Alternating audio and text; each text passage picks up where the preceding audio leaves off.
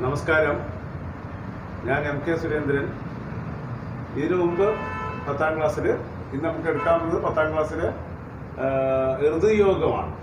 കഴിഞ്ഞ ദിവസം നമ്മൾ ഓർഡർ അനുസരിച്ച് ഒന്നാമത്തെ കഴിഞ്ഞിട്ട് മൂന്നാമത്തെ പാഠം എടുത്തത്. പക്ഷെ അന്ന് രണ്ടാമത്തെ വിട്ടുപോയിരുന്നു. ഇന്ന് രണ്ടാമത്തെ ഓർഡർ അനുസരിച്ച് മൂന്നാമത്തെ പാഠമാണ്. ഇന്ന് യഥാർത്ഥത്തിൽ ഋതുയോഗമാണ്. യഥാർത്ഥത്തിൽ ഇപ്പോൾ 1, 2, 3 നമ്മൾ ലക്ഷ്മണ സാന്ത്വനം, പാവങ്ങൾ, പിന്നെ ഇപ്പം നമ്മൾ എടുക്കുന്നത് ഏതാണ് ഋതുയോഗം. നോക്കണേ, ഋതുയോഗം ഞാൻ പറയുന്നത് ഞാൻ ഓർഡർ അനുസരിച്ച് ആയിട്ടുണ്ട്. നമ്മൾ 1ാം ഭാഗം 3 ആയി, മൂന്നാമത്താണ് ഇത്. അതായത് യഥാർത്ഥത്തിൽ ഓർഡർ അനുസരിച്ച് ലക്ഷ്മണ സാന്ത്വനം, ഋതുയോഗം, പാവങ്ങൾ. പക്ഷേ ഈ പാവങ്ങളാണ് ഞാൻ രണ്ടാമത് എടുത്തത്. നമുക്ക് ഈ 3 അധ്യായങ്ങളിൽ രണ്ടാമത്തെ ഋതുയോഗം ഇന്ന് എടുക്കുകയാണ്. എല്ലാവരും ശ്രദ്ധിക്കും. ഇതൊന്നും നിങ്ങൾ നോക്കണ അഭിജ്ഞാന ശാകുന്തളം, കാളിദാസന്റെ അഭിജ്ഞാന ശാകുന്തളം. ഈ പാഠഭാഗത്തിൽ ഋതുയോഗം 7ാം അംഗമാണ്. ഈ പേരുകൊണ്ട് തന്നെ ഋതുയോഗം, കാലങ്ങളുടെ ഒരുമിച്ച് ചേരും, മനോഹരമായ സുന്ദരമായ ഒരു ഒരുമിച്ച് ചേരും. നമ്മൾ പാഠം പഠിച്ചു കഴിയുമ്പോൾ മനസ്സിലാവും. നിങ്ങളൊന്നും കുട്ടികളായതുകൊണ്ട് ഈ കാളിദാസന്റെ അഭിജ്ഞാന ശാകുന്തളം, മഹാഭാരതത്തിൽ ശകുന്തള ഉപാഖ്യാനമാണ്. കാളിദാസൻ അതെടുത്തപ്പോൾ പേര് മാറ്റി അഭിജ്ഞാന ശാകുന്തളം. അടയാളം, മോതിരം എന്നല്ല അർത്ഥം. അതിൽ മോതിരം തന്നെ അടയാളം, പക്ഷെ അടയാളത്തിന്റെ കഥയാണ്. അഭിജ്ഞാനം, അടയാളം. അപ്പൊ അഭിജ്ഞാനം എന്ന അർത്ഥത്തിൽ അഭിജ്ഞാന ശാകുന്തളം അത് കാളിദാസനാണ്. കാളിദാസൻ 7 അംഗത്തിലാണ്. 7 അംഗങ്ങൾ. നമ്മൾ 1ാം അംഗം, 2ാം അംഗം, രംഗം എന്ന് പറയുന്നതിലും 7 അംഗത്തിൽ ആണ് ഈ നാടകം അവതരിപ്പിക്കുന്നത്. 7ാം അംഗമാണ് നമ്മൾ പഠിക്കുന്നത്. ഈ നാടകത്തിന്റെ അവസാന വളരെ ഈ പേര് തന്നെ ഋതു എന്നൊക്കെ കേട്ടിട്ടുണ്ട്. കാലം, യോഗം ഒരുമിച്ച് ചേരലാണ്. അപ്പോൾ ഋതുയോഗം അതിന് പാഠം പഠിച്ചു കഴിയുമ്പോൾ നമുക്കറിയാം ഈ വേർപിരിഞ്ഞു പോയ ശകുന്തളയും ദുഷ്യന്തനും ഒരുമിക്കുന്ന ഒരു മനോഹരമായ ഒരു അംഗമാണ് ഇത് ശാകുന്തളം. അപ്പോൾ മഹാഭാരതത്തിൽ നമുക്കറിയാം വ്യാസന്റെ മഹാഭാരതത്തിൻ്റെ ഒരു ഉപകഥയാണ്. പക്ഷേ അതിൽ നിന്ന് കാളിദാസൻ എടുത്ത ഒരു കഥ ശകുന്തള വായിക്കാനും മഹാഭാരതത്തിൽ ഉള്ള പേര്. പക്ഷേ കാളിദാസൻ അഭിജ്ഞാന ശാകുന്തളം. കുട്ടികളെ, ഈ അഭിജ്ഞാന ശാകുന്തളം മലയാളത്തിൽ വളരെയധികം തർജ്ജമകൾ പരിഭാഷപ്പെടുത്തിയിട്ടുണ്ട്. 40ൽ പരം തർജ്ജമകൾ ഉണ്ടായെന്നാണ് അറിവ്. 40ൽ പരം തർജ്ജമ നമുക്കറിയാം. അതിൽ ഏറ്റവും ആദ്യമായി തർജ്ജമ ചെയ്തത് മലയാളത്തിലേക്ക് തർജ്ജമ, പരിഭാഷ, വിവർത്തനം എന്നൊക്കെ നമ്മൾ പറയും. ഇപ്പോൾ പാവങ്ങളും അത് തന്നെയാണ്. പാവങ്ങൾ വിക്ടർ ഹ്യൂഗോയുടെ പാവങ്ങൾ നാലപ്പാട്ട് നാരായണവനെ മലയാളത്തിൽ തർജ്ജമ ചെയ്തു. അപ്പോൾ നമുക്കതറിയാം. അതിൽ ഒരു ഏറ്റവും പ്രധാനപ്പെട്ട ഒരു ഭാഗമാണ് നമ്മൾ പഠിച്ചത്. പാവങ്ങൾ എന്ന പേര് തന്നെയാണ്. ലാമിറാബലെ, അത് പാവങ്ങൾ എന്ന പേരിൽ നാലപ്പാട്ട് നാരായണവനെ തർജ്ജമ ചെയ്തതാണ്. ഇവിടെ കാളിദാസന്റെ അഭിജ്ഞാന ശാകുന്തളം എന്ന പേരിൽ അറിയപ്പെടുന്നത് മഹാഭാരതത്തിലെ ഈ ശകുന്തളോപാഖ്യാനം എന്ന ഉപകഥയാണ്. അപ്പോൾ അതിൽ 7 അംഗമാണ്. കാളിദാസന്റെ അടുത്തപ്പോൾ 7 അംഗമാണ്. അവസാനത്തെ അംഗമാണ് നമ്മൾ പഠിക്കാൻ പോകുന്നത്. ചുരുക്കി ഞാനൊരു ചെറിയൊരു സന്ദർഭം പറഞ്ഞത്. നമുക്കറിയാം ദുഷ്യന്ത ശകുന്തളമാരുടെ കണ്ണു മഹർഷിയുടെ വളർത്തുപുത്രിയാണ് ശകുന്തള. സുപ്രസിദ്ധരായ നമുക്കറിയാം വിശ്വാമിത്ര മഹർഷിയുടെയും മേനകയുടെയും പുത്രിയാണ്. ആ കഥയൊക്കെ നമുക്കറിയാം. അപ്പോൾ അവർ ഇരു കൂട്ടരും വിശ്വാമിത്ര മഹർഷിയുടെ തപസ്സും മുടക്കാൻ മേനകയെ ദേവേന്ദ്രൻ പറഞ്ഞയക്കുകയും അത് മുടക്കുകയും ചെയ്തു. പക്ഷേ ആദ്യ ദർശനത്തിൽ തന്നെ അവളോട് മേനകയോട് അനുരാഗ വിവശനായി തീർന്ന് അദ്ദേഹത്തിന് ഒരു കുട്ടി ജനിച്ചു. അതാണ് നമ്മുടെ ശകുന്തപക്ഷി എടുത്ത് വളർത്തിയെന്നാണ് പറയുന്നത്. അവർ രണ്ടുപേരും ഉപേക്ഷിച്ച് പോയി. പിന്നീട് നമ്മുടെ കണ്ണു മഹർഷിയാണ് ആശ്രമത്തിൽ കൊണ്ടുപോയി വളർത്തിയത്. ഈ ശകുന്തളയും വളർന്നു വന്ന ശകുന്തളയും തോഴിമാരായ അനസൂയപ്രിയമ്മ ഒരു നാൾ ഒരു തീർത്ഥാടനത്തിന് കണ്ണു മഹർഷി ഈ ആശ്രമത്തിൽ പുറപ്പെട്ടപ്പോൾ ഒരിക്കൽ ഈ വേട്ടയ്ക്ക് നായാട്ടിന് ഇറങ്ങി പുറപ്പെട്ട ദുഷ്യന്ത മഹാരാജാവ് ഭൂരിവംശത്തിൽപ്പെട്ട ആളാണ്. ഭൂരിവംശത്തിൽപ്പെട്ട രാജർഷിയാണ് ദുഷ്യന്ത മഹാരാജാവ്. ഇറങ്ങി പുറപ്പെട്ട ഇദ്ദേഹം നോക്കുമ്പോൾ ചെടിക്ക് വെള്ളം ഒഴിക്കുന്ന ഈ 3 കന്യകമാരെ കാണുന്നുണ്ട്. അതിൽ ഏറ്റവും സുന്ദരിയായ ശകുന്തളയാണ് അദ്ദേഹം ആകർഷണമായി തീർന്നത്. ശകുന്തളയെ അദ്ദേഹം അങ്ങേയറ്റം ഇഷ്ടപ്പെട്ടതിൻ്റെ ഫലമായിട്ട് ശകുന്തള മറ്റൊരു ആശ്രമത്തിൽ മറ്റാരും അറിയാതിരിക്കുന്ന സന്ദർഭത്തിൽ അറിയിക്കാതെ തന്നെ ഈ അനസൂയ പ്രേമമാരെയും ഈ പിന്നെ ശകുന്തളയെ ഒരുമിച്ച് സന്ദർശിക്കുന്നു. അതിൽ ശകുന്തളയിൽ നിന്ന് ദുഷ്യന്ത മഹാരാജന് ജനിക്കുന്ന കുട്ടിയാണ്. നമുക്കറിയാം നമ്മുടെ ആരാണ് ഈ അതിൽ പിന്നെ ഈ ഏകദേശം ഒരു 3-4 ദിവസം താമസമാകും. ശകുന്തള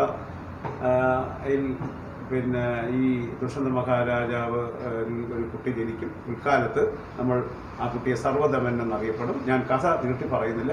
നമ്മൾ എന്ത് ചെയ്യുമെന്ന് പറഞ്ഞാൽ ഇദ്ദേഹം യഥാർത്ഥ കുട്ടി ജനിക്കുന്നില്ല. പക്ഷേ ഇയാൾ 3 ദിവസം കഴിഞ്ഞ് പിന്നെ അയാൾ അവിടെ ആശ്രമത്തിൽ നിന്ന് പോകുന്നു. വളരെ പെട്ടെന്ന് തന്നെ തിരിച്ച് വരുമെന്ന് പറഞ്ഞുകൊണ്ട് പോകുന്നു. പക്ഷേ പോകുന്നതിന് മുമ്പ് ശകുന്തളയുടെ ദുഷ്യന്തൻ്റെ പേര് കൊത്തിട്ടൊരു മോതിരം ശകുന്തളയെ അണിയിക്കുന്നു. എന്നിട്ട് വരുമെന്ന് പറയുന്നു. ശകുന്തള എല്ലാം മറന്നിരിക്കുന്ന സന്ദർഭത്തിൽ ഇദ്ദേഹം പോയി കഴിഞ്ഞു, കാര്യകൊട്ടാരത്തിൽ പോയി കഴിഞ്ഞു.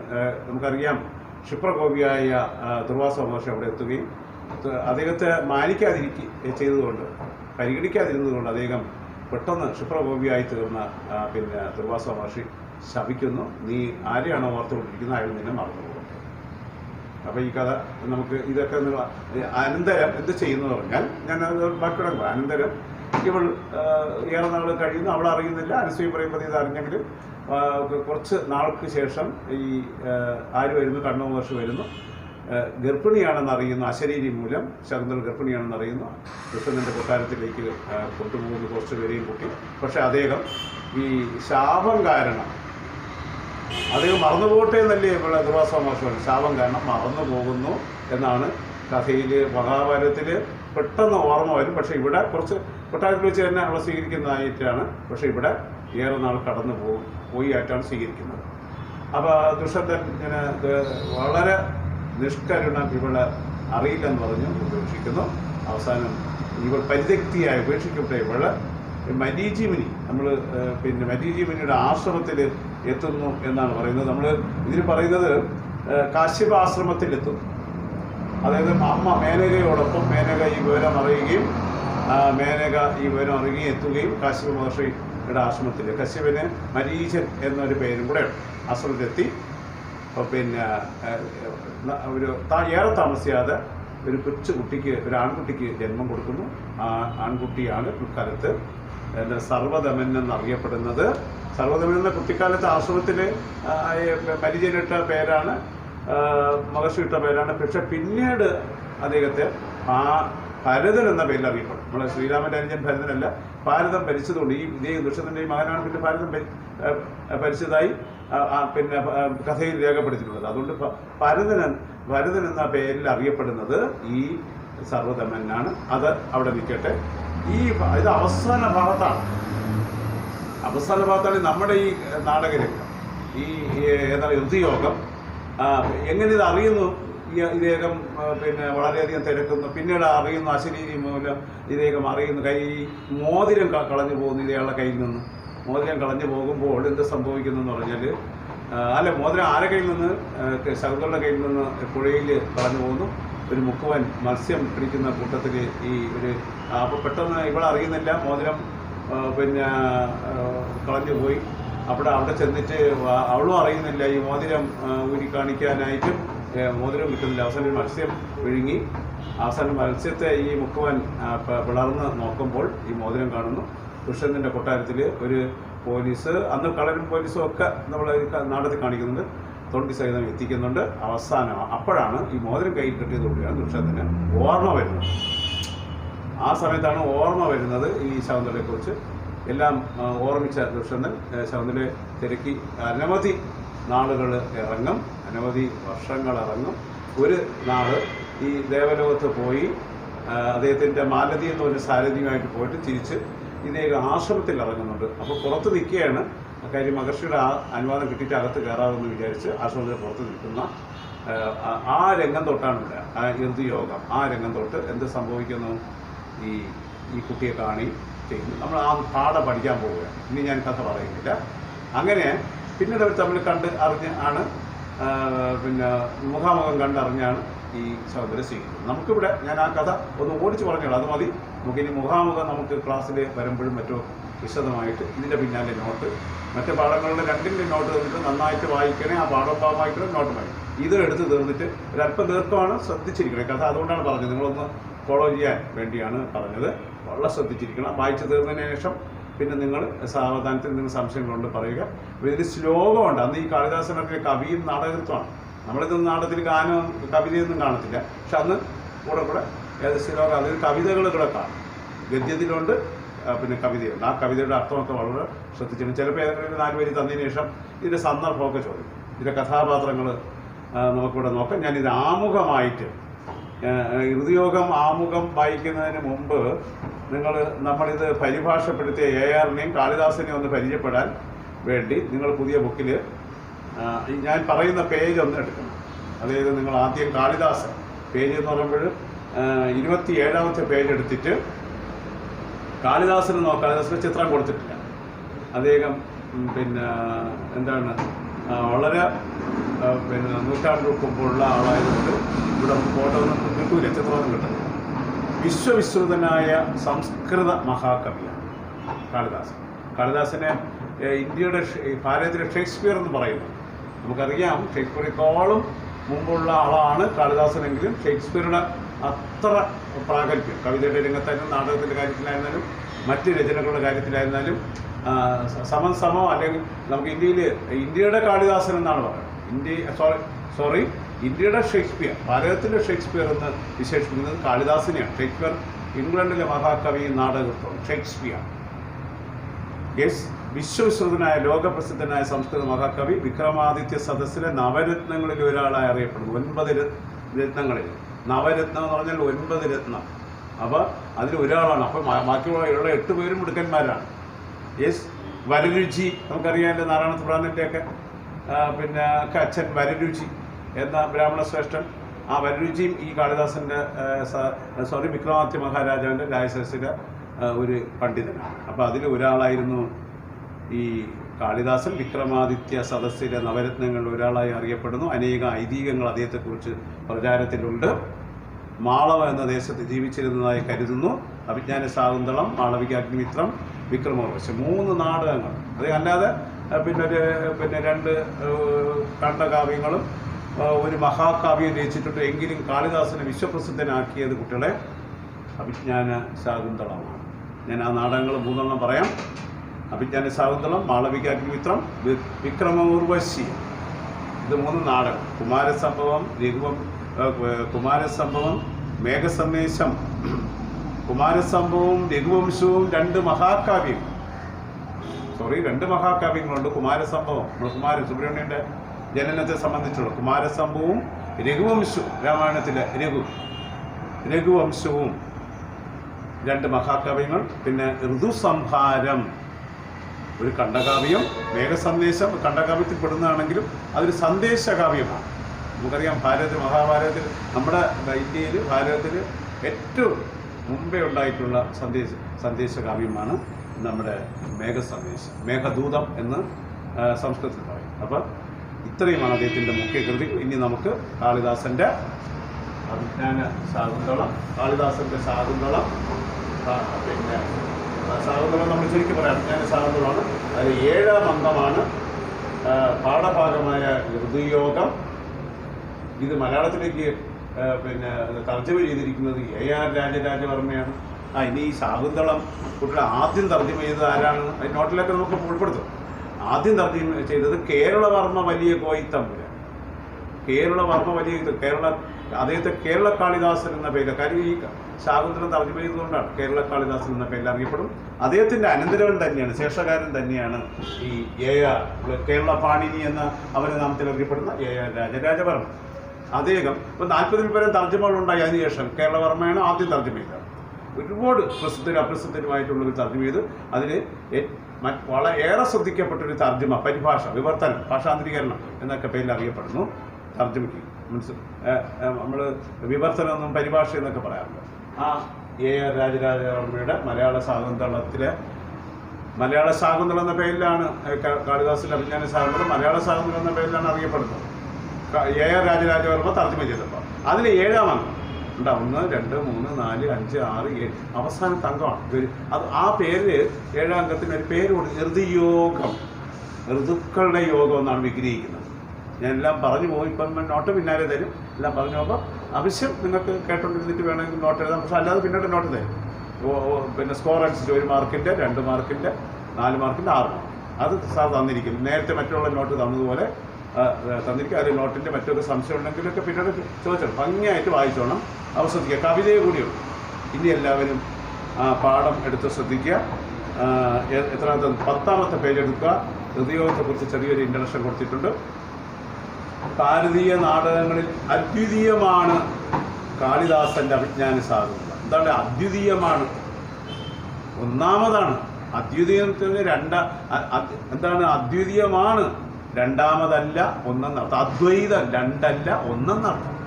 കണ്ട, അദ്വൈതം ദ്വിതീയം എന്ന് പറഞ്ഞാൽ രണ്ടാമത്. പക്ഷെ അദ്വിതീയം അതിൻ്റെ ഓപ്പോസിറ്റാണ്, അതിൻ്റെ വിപരീതം. എന്താണ്? രണ്ടാമതല്ല, ഒന്നാമത് എന്നാണ് അദ്വൈതൻ. അദ്വിതീയം രണ്ടാമത്തതാണ്. എന്നുവെച്ചാൽ കാളിദാസൻ്റെ ഏറ്റവും നല്ല ഒന്നാമത്തെ, രണ്ടാമതല്ല ഒന്നാമത്തെ. പിന്നെ ഭാരതീയ നാടകങ്ങളിൽ തന്നെ കാളിദാസൻ്റെ മാത്രമല്ല, കാളിദാസൻ്റെ 3 നാടകങ്ങളുണ്ടല്ലോ, അതിലും അഭിജ്ഞാന ശാകുന്തളം തന്നെയാണ് ഏറ്റവും ശ്രേഷ്ഠം. പക്ഷേ ഭാരതത്തിലെ നാടകങ്ങളിൽ ഈ മറ്റു നാടകങ്ങൾ വെച്ച് നോക്കുമ്പോഴും അന്ന് ഭാസൻ എന്ന് പറഞ്ഞൊരു മറ്റൊരു നാടകത്തിൽ ജീവിക്കുന്നു. ഭാസൻ, സ്വപ്നവാസവതത്വം എന്നൊക്കെ പറഞ്ഞുകൊണ്ട് നാടകം എഴുതിയ ഇനിയുണ്ട്. ഇപ്പോൾ സാർ അതൊന്ന് മാത്രമേ പറയുന്നുള്ളൂ. അങ്ങനെ വേറെ ഒരുപാട് നാടകകൃത്തുക്കളുണ്ട്. പക്ഷേ ആ നാടകങ്ങളെക്കാളും ഇന്നും അനശ്വരമായി നിലനിൽക്കുന്നത്. അതുകൊണ്ടാണ് ഭാരതീയ നാടകങ്ങളിൽ അദ്വിതീയമാണ് കാളിദാസൻ്റെ അഭിജ്ഞാന ശാകുന്തളം എന്ന് പറയുന്നത്. മഹാഭാരതത്തിലെ സകനടാണ് അതിലെ മൂലകൃതിയുടെ പേരെന്താണ്? മഹാഭാരതത്തിലെ ശകുന്തള ഉപാഖ്യാനത്തെ ആസ്പദമാക്കി രചിച്ച ഈ കൃതി മലയാള ശാകുന്തളം എന്ന പേരിൽ AR രാജരാജവർമ്മ മലയാളത്തിലേക്ക് വിവർത്തനം ചെയ്തു. പരിഭാഷകളുണ്ട്, ട്രാൻസ്ലേറ്റ് ചെയ്യുന്ന പറഞ്ഞില്ലേ. വിവർത്തനത്തിന് പരിഭാഷ, പിന്നെ തർജ്ജമ, ഭാഷാന്തരീകരണം എന്നൊക്കെ നമ്മൾ മറ്റൊരർത്ഥം പറയും. നമുക്ക് പര്യായം സമാന പദങ്ങൾ എഴുതണ്ടെങ്കിലും നമ്മൾ ഓർമ്മിച്ച് വെച്ചേക്കാം. പ്രസ്തുത കൃതിയിലെ 7ാം അംഗത്തിലെ ഒരു ഭാഗമാണ് ഇവിടെ നൽകിയിരിക്കുന്നത്. എന്താണ് ആ സന്ദർഭം ഒന്ന് ഇവിടെ പറയുകയാണ്. അത് ഓർത്തിട്ട് നമ്മൾ ശ്രദ്ധിച്ചിരിക്കണം. ഹസ്തിനപുരിയിലെ രാജാവ് എന്നാണ്. നമുക്കറിയാം മഹാഭാരതത്തിൽ ഹസ്തിനപുരി എന്നൊക്കെ പറഞ്ഞാൽ അതിന് മുമ്പുള്ള കഥയാണല്ലോ ദുഷ്യന്തൻ്റെ കഥ. ഹസ്തിനപുരിയിലെ രാജാവായ ദുഷ്യന്തൻ ഗാന്ധർവ വിധി പ്രകാരം, ഗാന്ധർവ വിഭാഗം എന്നൊക്കെ കേട്ടിട്ട്, ഈ ഗാന്ധർവൻ്റെ 8 വിഭാഗങ്ങളുണ്ട്. 8 തരത്തിലുള്ള വിഭാഗമുണ്ട്. ഇന്നും നമ്മൾ ഓരോ തരത്തിൽ അച്ഛനമ്മമാർ അറിഞ്ഞു നടത്തുന്ന വിഭാഗമുണ്ട്. അച്ഛനമ്മമാർ അറിയാതെ, അതായത് വധുവരന്മാരുടെ ബന്ധുക്കൾ അറിയാതെ, ഈ വധുവരന്മാരുടെ അച്ഛനും അമ്മയൊക്കെ അറിഞ്ഞ് ബന്ധുക്കളൊക്കെ അറിഞ്ഞു നടത്തുന്ന കല്യാണം നമ്മളോട് കാണുന്നത്. പക്ഷെ അല്ലാതെ നമ്മൾ വിളിച്ചോടുന്നതൊക്കെ പറയുന്നത്. അപ്പോൾ അതുകൊണ്ട് വധുവരന്മാരുടെ ബന്ധുമിത്രാദികൾ അറിയാതെ നടത്തുന്ന വിഭാഗമാണ്, പരിണയമാണ് ഗാന്ധർവ വിഭാഗം. ഈ ദുഷ്യന്തൻ അങ്ങനെയല്ലേ നടത്തിയത് ശകുന്തളയെ? ആരും അറിഞ്ഞില്ല യഥാർത്ഥത്തിൽ. ആശ്രമത്തിൽ മറ്റാരും അറിഞ്ഞില്ലെന്നുള്ളതാണ്. അപ്പോൾ അതുകൊണ്ട് ഗാന്ധർവ വിഭാഗം എന്ന് പറഞ്ഞു. അപ്പോൾ അന്ന് അത് നടപ്പിലുണ്ടായിരുന്നതുകൊണ്ടാണ്, അല്ലെങ്കിൽ രാജാവ് അത് ചെയ്യില്ല. അപ്പോൾ നോക്കൂട്ടില്ല, ഗാന്ധർവ വിധി പ്രകാരം വിവാഹം ചെയ്ത ശകുന്തളയെ ദുർവാസാവിൻ്റെ ശാപത്താൽ മറക്കുന്നു. ഞാൻ ആ കഥ ചുരുക്കി പറഞ്ഞല്ലോ. കണ്വ ശിഷ്യരോടൊപ്പം. അപ്പോൾ ആ സംഭവം ഇനിയും ചുരുക്കി ഞാൻ നേരത്തെ കഥ പറഞ്ഞു. എന്താ സംഭവിച്ചത്? മറക്കാൻ കാരണം ദുർവാസാവിൻ്റെ ശാപവും. കണ്വ ശിഷ്യരോടൊപ്പം രാജധാനിയിലെത്തിയ ഗർഭിണിയായ ശകുന്തള അപമാനിതയായി തിരിച്ചയക്കപ്പെട്ടു. പരിത്യക്തിയായി, ഉപേക്ഷിക്കപ്പെട്ട, അവഗണിക്കപ്പെട്ട അവൾ മാതാവായ മേനകയോടൊപ്പം അവൾ അറിയുന്നുണ്ട്. അപ്പം നമ്മൾ സാധാരണ ഇതിൽ ഇവരെല്ലാവരും കൈയൊഴിഞ്ഞു. അച്ഛനും അമ്മയ്ക്കും അറിയാം അവൾ നിരപരാധിയാണെന്ന്, കണ്ണുകർഷിക്ക് അറിയാം. പക്ഷെ ഇപ്പോഴ് ഇവരൊന്നും ആരും അറിഞ്ഞില്ല. കണ്ണുകർഷികരും അറിഞ്ഞില്ല. പിന്നെ കണ്ണുകർഷികരുടെ അശരീരി മൂലം അറിഞ്ഞു. ഈ കൂടെ പോയ സഹോദരന്മാർ പോലുള്ള ശാർഗധരവൻ, അങ്ങനെ കുറച്ച് പേരൊക്കെ ഉണ്ടായിരുന്നു കണ്ണൂർ ശിഷ്യന്മാരായിട്ട്. പക്ഷെ അവരെല്ലാം ഈ ദേഷ്യം കൂടെ അവർക്കുള്ളിലുണ്ട്. കാര്യം നമ്മളതൊന്നും അറിഞ്ഞില്ലല്ലോ. ഇപ്പോൾ രാജാവ് പറയുന്നത് ശരിയല്ലേ എന്നൊക്കെ പറഞ്ഞ് അവരിത് ചെയ്ത് ഇവിടെ കൈകൊടുത്തു. അങ്ങനെ ആ സന്ദർഭത്തിലാണ് മേനക ഇവളോടൊപ്പം കൂടി കാശ്യപാശ്രമത്തിലേക്ക്. നമ്മൾ ആ കാശ്യപൻ മരീചി എന്ന മുനിയാണ്, അങ്ങനെ ഒരു പേരുണ്ട് അദ്ദേഹത്തിനുണ്ട്. കാശ്യപാശ്രമത്തിലേക്ക് പോയി വർഷങ്ങൾക്ക് ശേഷം ദേവാസുര യുദ്ധം കഴിഞ്ഞ്, പലപ്പോഴും ഇതേകം ഭൂമിയിലുള്ള നമുക്കറിയാണ്ട് നമ്മുടെ പിന്നെ ദശരഥനൊക്കെ ദേവേന്ദ്രനെ സഹായിക്കാൻ പോയിട്ടുണ്ട്. അതുപോലെ അത് അസുരന്മാർ പിന്നെ തോൽപ്പിക്കുന്നതിന് വേണ്ടി ഇവിടെ ഭൂമിയിൽ ദശരഥനെയൊക്കെ വന്ന് ദേവേന്ദ്രൻ ക്ഷണിച്ച് കൊണ്ടുപോയി ജയിച്ചിട്ടുണ്ട്. അതുപോലെ ഈ പങ്കെടുക്കാൻ വേണ്ടി ദേവലോകത്ത് അസുരന്മാരെ തോൽപ്പിച്ച് ദേവന്മാരുടെ പക്ഷം ചേർന്ന് കൊണ്ട് യുദ്ധമൊക്കെ കഴിഞ്ഞ് മടങ്ങും വഴി ദുഷ്യന്തൻ കശ്യപാശ്രമത്തിലെത്തി. ശ്രദ്ധിക്കും. അപ്പം ഞാൻ നേരത്തെ പിന്നെ ഇതിൻ്റെ അണിയറ നമ്മൾ ഇന്ന് പറയാറുണ്ട് നമ്മൾ പശ്ചാത്തലത്തിൽ അല്ലെങ്കിൽ ഈ പിന്നെ സ്റ്റേജിൽ അവതരിപ്പിക്കുമ്പോൾ അതിൻ്റെ ഉള്ളിലുള്ളതാണ് അണിഞ്ഞിരുന്നാലുള്ള അറയെന്ന് പറയുന്നത്.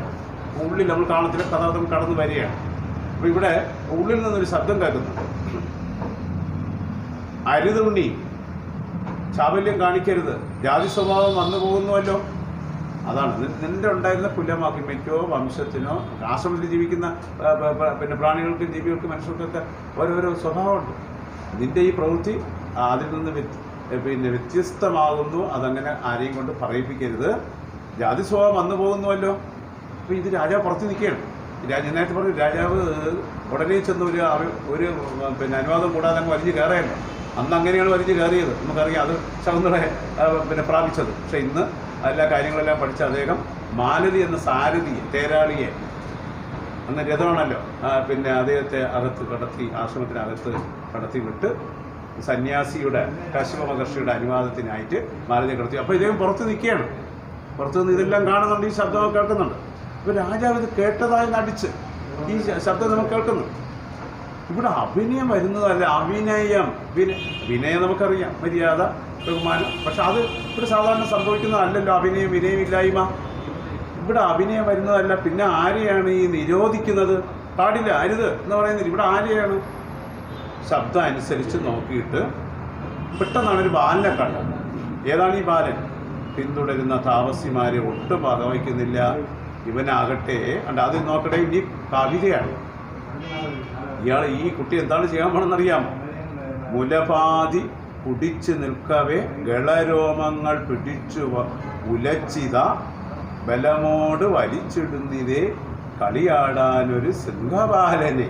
നമ്മളെല്ലാം കളിക്കുന്നത് ചിലപ്പോൾ പൂച്ചകളുടെയും മറ്റുമൊക്കെ ചെറിയ പട്ടിയുടെ കളിക്കും. ഈ കുട്ടി ഈ ആശ്രമത്തിൽ രാജാവ് കണ്ടുകൊണ്ടിരിക്കുന്ന കാഴ്ചയാണ്.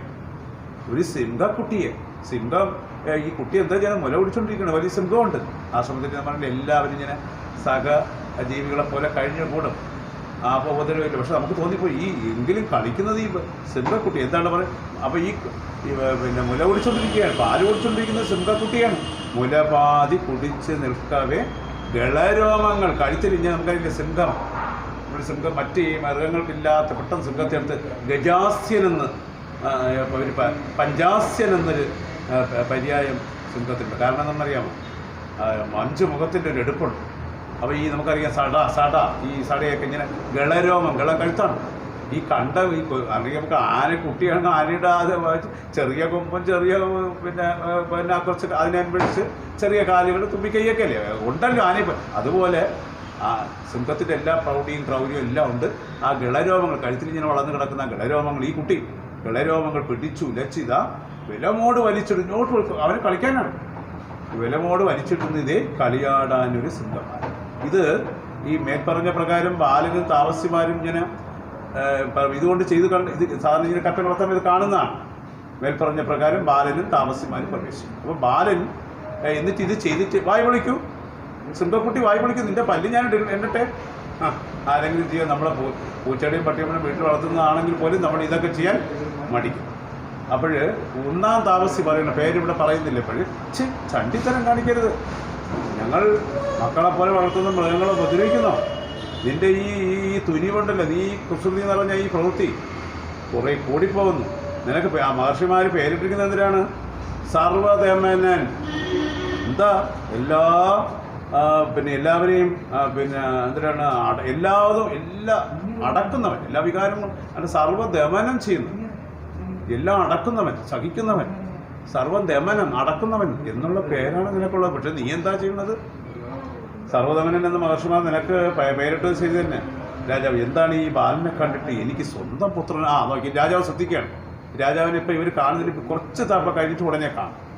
എന്താണ് ഈ ബാലനെ കണ്ടിട്ട് എനിക്ക് സ്വന്തം പുത്രനെ പോലെ സ്നേഹം? സത്യത്തിൽ സ്വന്തം പുത്രനാണ്, നമുക്കിപ്പോൾ പറയണ്ട. ഇതിൽ പിന്നീട് സാവകാശം ഇതറിയും.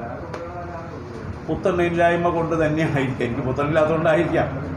2-ാം താപസി സർവ്വധമന, നീ ഈ സിംഹക്കുട്ടിയെ വിട്ടില്ലെങ്കിൽ അതിൻ്റെ തള്ള നിന്റെ നേരെ ചാടി വീഴുമേ.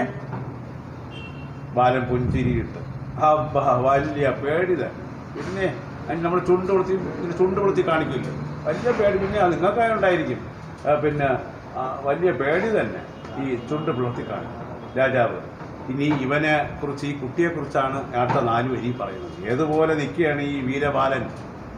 എരിയാൻ വിറകിന് കാത്തിടും പൊരിയായുള്ളൊരു ഹവ്യവാഹന്. ഹവ്യവാഹൻ അഗ്നി. ഹവ്യം നമ്മൾ ഈ സാധാരണ അഗ്നി ഹവ്യവാഹൻ എന്ന് പറയും. നെയ്യൊക്കെ ഒഴിച്ച് ഇങ്ങനെ കത്തും. അത് നമ്മൾ സാധാരണ ഈ ആശ്രമത്തിൽ കാണുന്ന ഹവ്യവാഹൻ എന്ന് പറയുമ്പോൾ അഗ്നി.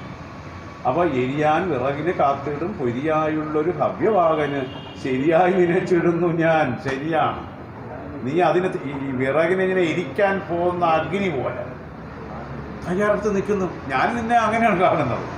പിന്നെ അടുത്ത ലാസ്റ്റ് വരി പറഞ്ഞ പെരിയോർക്കുള്ളൊരു വീരബാലൻ തന്നെ.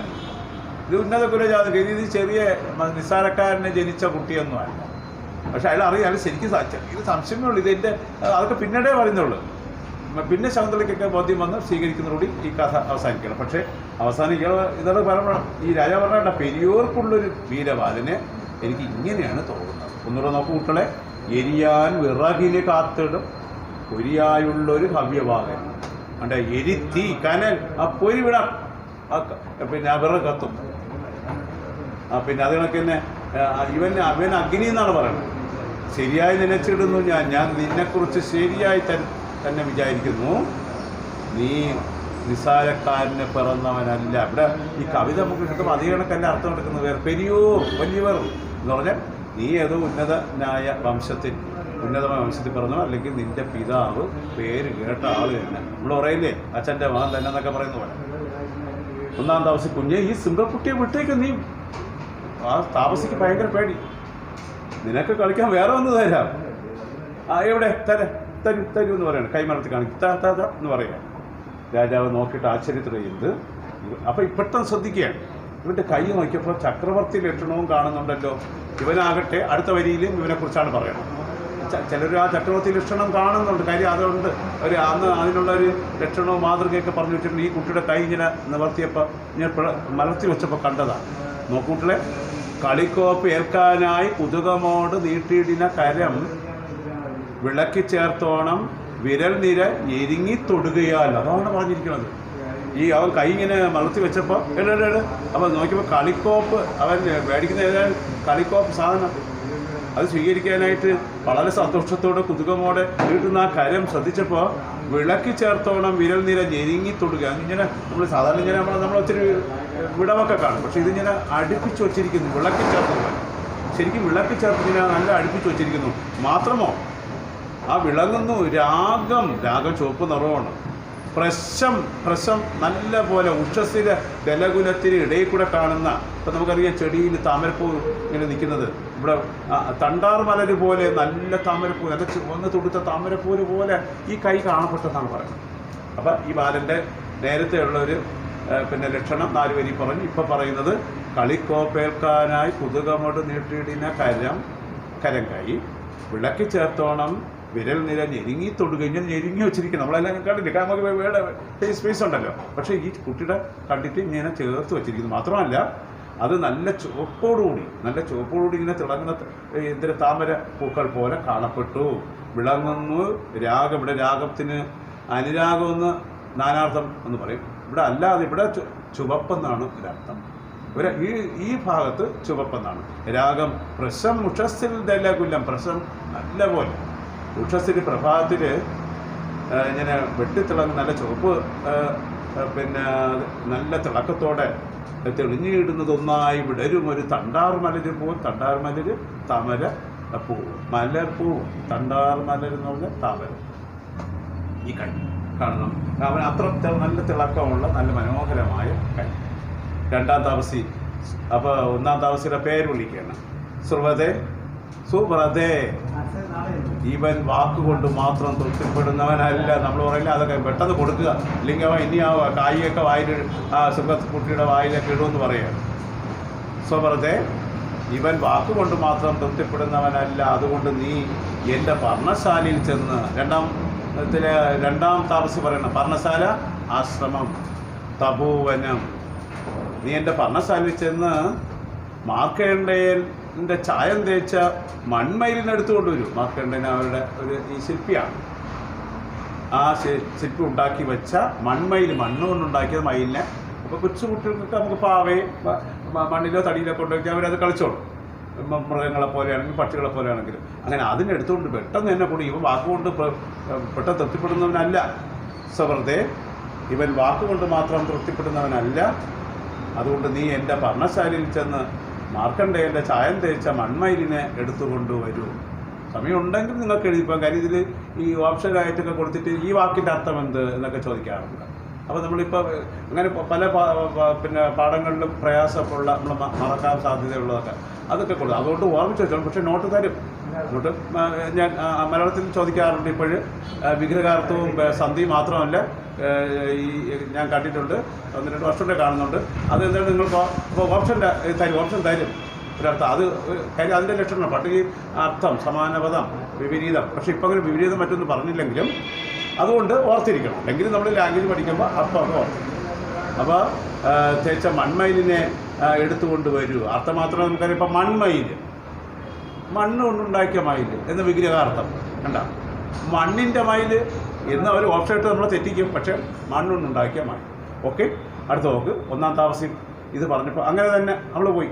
പക്ഷേ ബാലൻ അതുവരെ ഞാൻ ഇതിനെ കൊണ്ട് തന്നെ കളിക്കും എന്ന് താമസിയെ നോക്കി ചിരിക്കുന്നത്. ആ ബാലനെ പിന്നെ കുട്ടി ശൃംഗക്കുട്ടിയെ നോക്കി അടുത്തിരുന്നുകൊണ്ട് കളിക്കുക. അപ്പോൾ രാജാവ് ഇതെല്ലാം ശ്രദ്ധിക്കുകയാണ്. രാജാവ് ഈ ദുസ്സാമർത്ഥ്യക്കാരൻ കുട്ടിയോട് എനിക്ക് എന്തെന്നില്ലാത്ത സ്നേഹം തോന്നും. അപ്പോൾ അത് എന്തുകൊണ്ടാണെന്ന് അടുത്ത 4 വരി പറയണമല്ല. നമ്മൾ സാധാരണ നാടകം വായിച്ചു കൂടെ 4 വരിയിൽ അത് ശാകുന്തളമായതുകൊണ്ടാണ്. കാളിദാസൻ്റെ നാടകത്തിൽ ഈ കവിതയും കാണും. പല്ലിൻ മൊട്ടുകൾ ഹേതുവെന്നിയെ ചിരിച്ച് അല്പം തെളിച്ചും. ശ്രദ്ധിക്കണം, നീണ്ട കവിത വരികളുണ്ട്. പല്ലിൻ മൊട്ടുകൾ എന്ന് വെച്ചാൽ ഈ നമ്മൾ AR രാജരാജവർമ്മ കേരള പാണിനി അദ്ദേഹം തർജ്ജമ ചെയ്ത വളരെ അതാണ് മലയാള ശാകുന്തളം. മലയാളത്തിലുള്ള ശാകുന്തളം എന്ന് തോന്നിക്കും. പക്ഷേ അതേസമയം കേരളവർമ്മയുടെ സാർ പഠിച്ചിട്ടുണ്ട്. ഇത് ഒരുപാട് 40 പേര് തർജ്ജമകളിൽ 1-2 തർജ്ജമകൾ നമുക്ക് പഠിക്കാനൊക്കെ അവസരം കിട്ടിയിട്ടുള്ളൂ. പക്ഷേ അത് കട്ടി മണിപ്രവാളം ശരിക്കും സംസ്കൃതം. പക്ഷേ ഇവിടെ നല്ല മലയാളം. നമുക്കത് പല്ലിൻ മൊട്ടുകൾ ഹേതുവെന്നിയെ, അതായത് പ്രത്യേകിച്ച് കാരണമൊന്നും കൂടാതെ ഇങ്ങനെ പുറത്ത് കാണിച്ച് ചിരിച്ചും രസിച്ചും ഉല്ലാസത്തോട് ചൊല്ലിയും ചില വജസ് അവ്യക്ത മുക്താക്ഷരം. നമ്മൾ കൊച്ചുകുട്ടികൾ സംസാരിക്കണം നല്ല വ്യക്തമായിട്ടില്ല. അപ്പോൾ അത് തന്നെ ഒരു കൊച്ചല് പോലെ അവ്യക്ത മുക്താക്ഷരം. അവ്യക്തമാണെങ്കിലും അത് മനോഹരമായ പിന്നെ ആ ചൊല്ല് അപ്പോൾ അത് ആ ചൊല്ല് ഇത് പറയണം. അത്ര മനോഹരമായിട്ടാണ് രാജാവ് കാണുന്നത്. പല്ലിൻ മൊട്ടുകൾ ഹേതുവെന്നിയെ അതിൽ പുറത്ത് കാണിച്ചും ചിരിച്ച് അല്പം തെളിച്ചും രസിച്ച് ഉല്ലാസത്തോടെ ചൊല്ലിയും ചില വാക്കുകൾ ഇങ്ങനെ അവ്യക്തമായിട്ട് സംസാരിച്ചും കൊണ്ട് ഈ കുട്ടിയിരുന്നു. മാത്രം അടുത്ത് നോക്കണേ, അദ്ദേഹത്തിന് എന്നെ ആഗ്രഹമാണ് ഈ മകനെ ഏതെങ്കിലും ഒരു പിതാവിൻ്റെ മകനായിരിക്കുമല്ലോ, പുത്രനായിരിക്കുമല്ലോ, ആ പിതാവിൻ്റെ അംഗത്തിൽ എടുത്ത് അവനെ മനോഹരമായ അവൻ്റെ പൂമേനിയിൽ തങ്ങുന്ന ആ പങ്കം അണിഞ്ഞിടുന്ന ആ ചെളിയോട് കൂടിയുള്ള, അത് കുട്ടികളുടെ ചെളി വരേണ്ട ശരീരം നമ്മളെടുത്ത് വെച്ച് നമ്മളെ ഉടുപ്പോ അല്ലെങ്കിൽ വസ്ത്രമൊക്കെ ചീത്തയായാലും നമുക്കൊരു രസമാണ്. കാര്യം അത്ര ഓമനത്തുള്ളതുകൊണ്ടാണ്. അങ്ങനെ ഈ ആ പങ്കം വെച്ച ചെളിയാണ്. അങ്ങനെ അതോടുകൂടി ആ പങ്കത്തോടു കൂടി ഇങ്ങനെ മറോട് ചേർക്കുന്നത് എന്ത് സുഹൃതം ചെയ്ത ഒരാൾക്കാണ്. അയാൾ ധന്യം തന്നെയാണ്. സുഹൃതം ചെയ്തൊരു മനുഷ്യനാണ്, സുഹൃതം ചെയ്ത ആളുകളാണ്. അതാ നോക്കൂ. അംഗത്തിൽ കുതുകത്തോട് ഏറി അമരും ബാലൻ്റെ പൂമേനിമേൽ തങ്ങുന്ന ആ പങ്കമണിഞ്ഞിടുന്നു സുഹൃതം ചെയ്തൊരു ധന്യം ജനം. അങ്ങനെ ഒരു പിതാവിന് അത് വെച്ചാൽ അതാരായിരുന്നില്ല, അമ്മയായിരുന്നാലും അച്ഛനായിരുന്നാലും തീർച്ചയായിട്ടും അങ്ങനെ ഈ കുട്ടിയെ ശ്രദ്ധിക്കുകയാണ്. പിന്നീടാണ് കുറേശ്ശെ പിന്നെ അവർ വന്ന് നോക്കുമ്പോൾ ഇതേപോലെ ചായ രൂപം നിങ്ങളെ അച്ഛനും മകനുങ്ങളൊക്കെ ഇരിക്കണം അവർക്കറിയാമല്ലോ. പിന്നീടാണ് അത് വ്യക്തമാണ്. അപ്പോൾ ആ 4 പേര് ഒന്നുകൂടെ ഞാൻ പറയാൻ ശ്രദ്ധിക്കട്ടെ. കവിത നമ്മൾ ഒന്നുകൂടെ ഞാൻ പറയും, എന്നിട്ട് വായിക്കാം. ഇത് വലിയ പ്രയാസമുള്ള വാക്കുകളും പദങ്ങളൊന്നുമില്ല. പല്ലിൻ മൊട്ടുകൾ ഹേതുവെന്നിയെ ചിരിച്ച് അല്പം തെളിച്ചും രസിച്ച് ഉല്ലാസത്തോട് ചൊല്ലിയും ചില വജസ് അവ്യക്ത മുക്താക്ഷരം. കണ്ട, അവിടെ ഒന്നും ചേർത്തിട്ടില്ല, പക്ഷെ ചേർത്ത് വായിക്കേണ്ടത് ചില വജസ് വ്യക്തമുക്താക്ഷരം എന്നല്ലാണ്ട് ചേർത്ത് എഴുതിയിരിക്കുന്നുണ്ട്. അവിടെ അസായുടെ ആ ഉച്ചാരണത്തിൻ്റെ അവസാനം ആയുണ്ട്. അണ്ട ചില വജസ് വാക്ക്, ചില വജസ് അവ്യക്ത മുക്താക്ഷരം. അംഗത്തോട് പിന്നെ മടിത്തട്ടിൽ കുതുകത്തോട് ഏറി അമരും ബാലൻ്റെ ഭൂമേനിമേൽ പങ്കമണിഞ്ഞിടുന്നു. സുഹൃതം ചെയ്തൊരു ധന്യം. അത് സുഹൃതം ചെയ്ത ആൾക്ക് മാത്രമേ അവനെ ഇങ്ങനെ മടിയിൽ കയറ്റിയിരുത്തി മടിത്തട്ടി കയറ്റിയിരുത്തിയ ലാളിക്കാൻ പറ്റത്തുള്ളൂ എന്നാണ് പറയുന്നത്.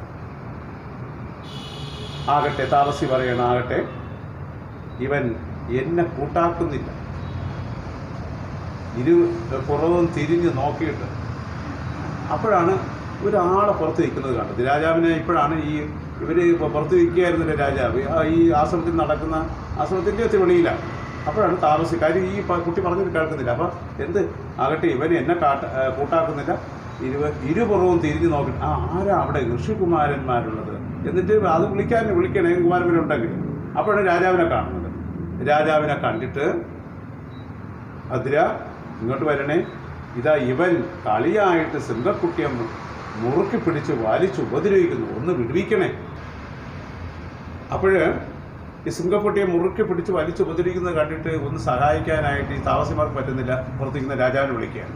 രാജാവ് പറഞ്ഞു ശരി അങ്ങനെ തന്നെ. അടുത്ത് ചെന്ന് പുഞ്ചിരിയോട്, എടോ മഹർഷി ബാലക, തെറികാട്ടി ആശ്രമ വിരുദ്ധ വൃത്തി നീ ചെറുപാമ്പ് ചന്ദനമരത്തിനെന്ന പോൽ വെറുതെ വിശുദ്ധതര സത്വ സൗമ്യമാം പിറവിക്ക് ദോഷം ഉളവാക്കി വയ്ക്കല.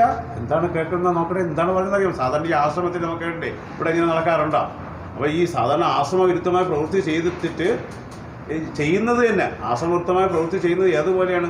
ഈ ചെറിയ പാമ്പേ ചന്ദന സുഗന്ധപൂരിതമായ ചന്ദന വല്ലിയിലോ ആ മരത്തിലോ കയറി ഇങ്ങനെ ഇരിക്കുന്നത് ഒരു കാണാനും അഴകില്ല, അത് ദോഷമാണ്.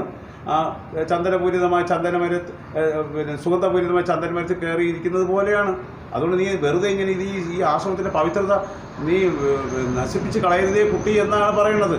തെറികാട്ടി ആശ്രമവിരുദ്ധ വൃത്തി നീ ചെറുപാമ്പ് ചന്ദനമരത്തിനെന്ന പോൽ വെറുതെ വിശുദ്ധതര സത്വസൗമ്യമാം പിറവിക്ക് ദോഷം വേണ്ട. പിറവി അത് ഈ വംശത്തിൻ്റെ പിന്നെ വംശത്തിന് ദുഷ്പേരുണ്ടാക്കരുത്.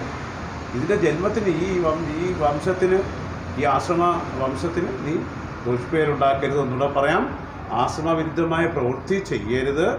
അത് ചെറുപാമ്പ് ചന്ദനമരത്തിൽ കയറിയിരുന്ന് ഘോഷി കാണിക്കുന്നത് പോലെയാണ്, അല്ലെങ്കിൽ മറ്റുള്ളവർക്കൊരു അസുഖകരമായ ദൃശ്യം ഉണ്ടാക്കുന്നത് പോലെയാണ്.